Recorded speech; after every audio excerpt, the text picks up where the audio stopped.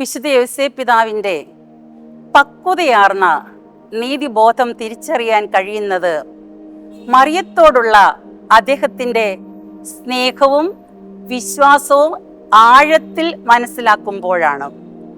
ദൈവഭക്തിയുള്ള ഏതൊരു ഇസ്രായേൽക്കാരനെയും പോലെ നിയമത്തിന് കീഴ്പ്പെട്ടിരുന്നതിനാൽ ജോസഫ് നീതിമാനായിരുന്നുവെന്ന് വിശുദ്ധ മത്തായിയുടെ സുവിശേഷത്തിൽ രേഖപ്പെടുത്തിയിരിക്കുന്നു.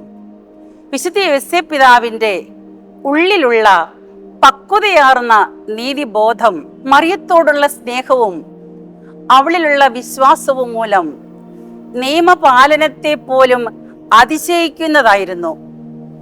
വധുവിൻ്റെ അന്തസ്സിനെയും അഭിമാനത്തെയും സംരക്ഷിക്കുവാൻ തക്കതായ ഒരു മാർഗം അദ്ദേഹം കണ്ടെത്തുന്നു.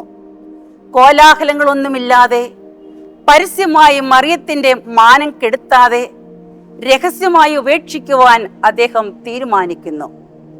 വിചാരണയും പ്രതികാര നടപടികളുമില്ലാത്ത രഹസ്യത്തിൻ്റെ പാത അദ്ദേഹം തിരഞ്ഞെടുക്കുന്നു. വിശുദ്ധ യോസേപ്പ് പിതാവിൻ്റെ പക്വതയാർന്ന നീതിബോധത്തിൻ്റെ കാരുണ്യ സംസ്കാരത്തിൽ വളരുവാൻ ഈ നോമ്പുകാലം നമ്മെ സഹായിക്കട്ടെ.